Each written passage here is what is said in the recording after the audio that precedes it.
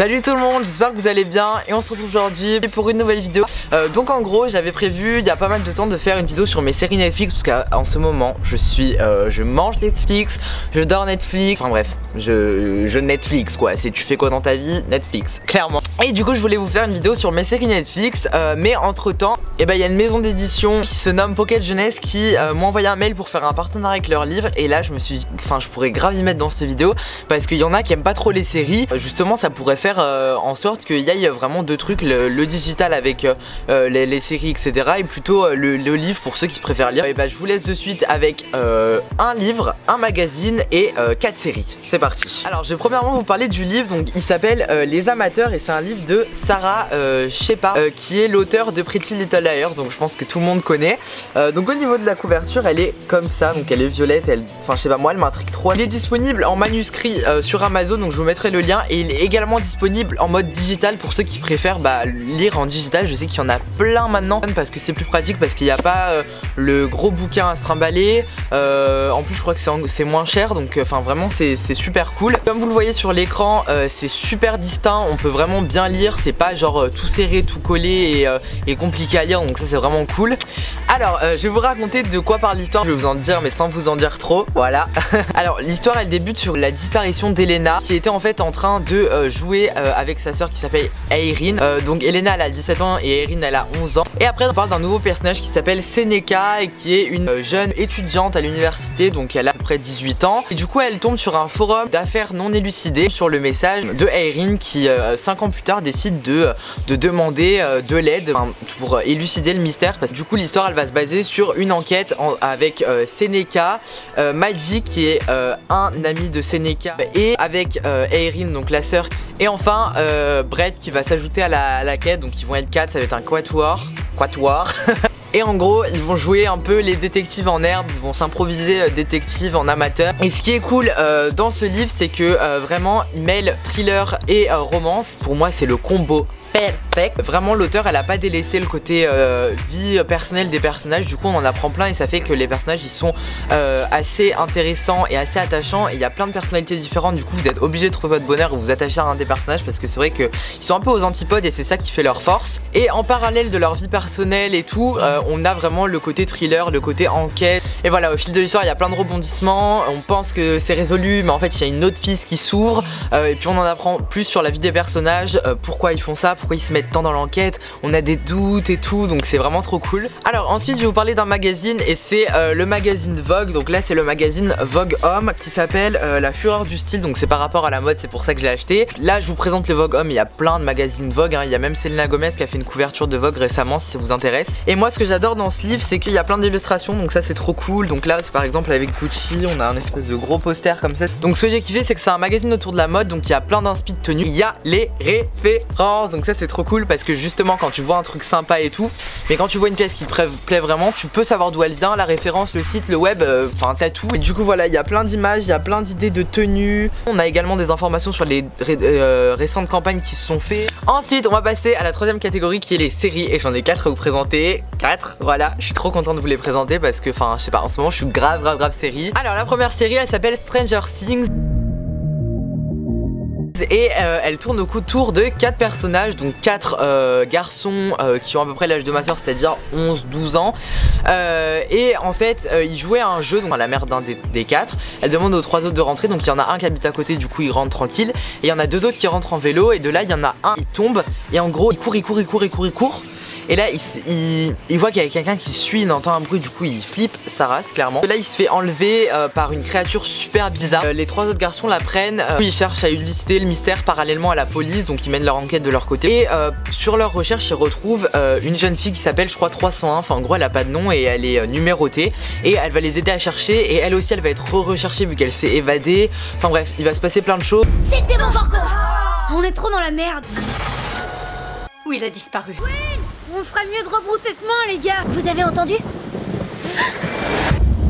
Ça venait d'ici? Il se passe quelque chose d'étrange. Il y a pas mal de suspense, il y a 2-3 screamers et tout, ça fait un peu peur, mais après ça fait pas hyper peur parce qu'il y a les 4 enfants qui sont à mourir de rire, ils sont vraiment trop drôles, du coup c'est grave cool.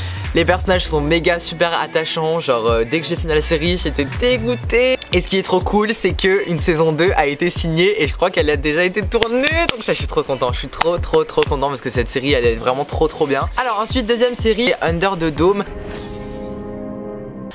Donc l'histoire en fait c'est qu'il y a un dôme qui s'abat sur une ville et du coup personne comprend au début et tout. Il n'y a pas vraiment un personnage qui se démarque des autres dans cette série, enfin peut-être deux, mais en fait l'histoire elle tourne vraiment sur 10 personnages qu'on voit du début à la fin. Donc on va suivre tout leur périple under the dome, sous le dôme comme le nom de la série.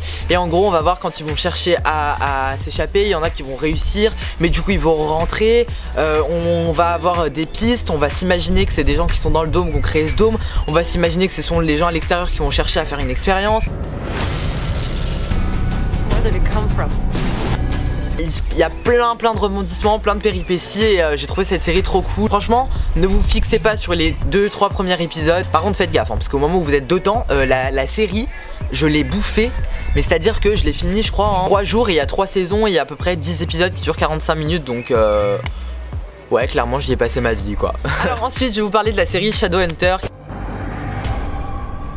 qui est une série plutôt fantastique. Donc si vous aimez pas les séries un peu fantastiques où il y a les pouvoirs magiques machin et tout, je vous la conseille pas, mais quand même essayez de regarder, restez pas sur un a priori. L'actrice principale c'est Clary, c'est une jeune rousse et moi je sais pas mais les rousses dans les films américains je trouve trop attachante. Je sais pas, elle a beaucoup de charisme et tout. Et de là à ses 18 ans elle découvre qu'elle fait partie d'un groupe qui s'appelle les Shadowhunters qui en gros défendent les forces obscures et défendent les terrestres. Et en gros à partir de là donc il y a 3 Shadowhunters, donc c'est putain comment il s'appelle. Il y a un qui s'appelle Alex.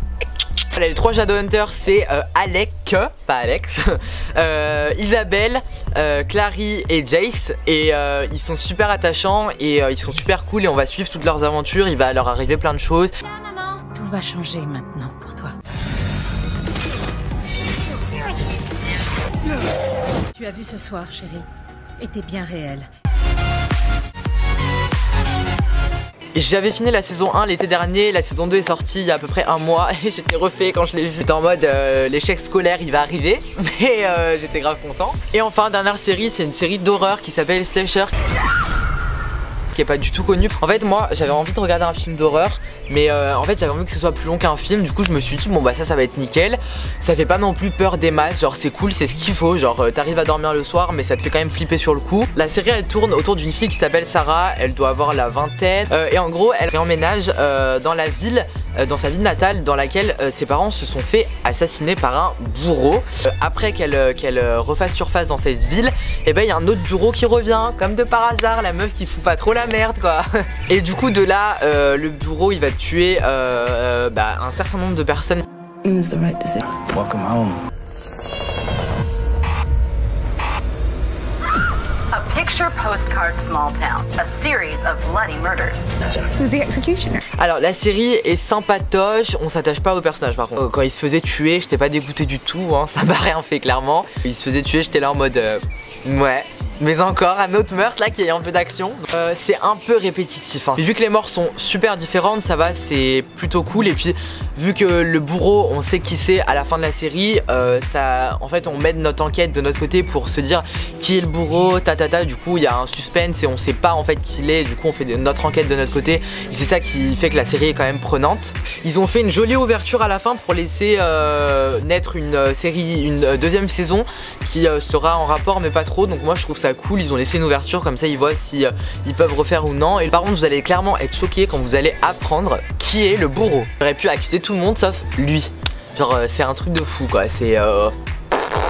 C'est comme dans Gossip Girl quand tu vois que c'est Dan qui est Gossip Girl, t'es là en mode quoi, pardon. Enfin je sais pas, tu m'aurais dit ce que tu veux mais pas Dan quoi. Bah là c'est pareil. Donc voilà tout le monde, la vidéo est maintenant terminée. J'espère qu'elle vous aura plu, que ça vous aura fait découvrir livres, magazines, séries. Voilà, il y en aura eu pour tout le monde et j'espère vraiment que vous aurez trouvé votre bonheur. En tout cas n'hésite pas à mettre un pouce en l'air si tu veux plus de vidéos comme ça. J'en referai à un max de pouces en l'air, donc je compte sur vous. N'hésite pas à t'abonner si t'es nouveau, bienvenue à toi sur ma chaîne.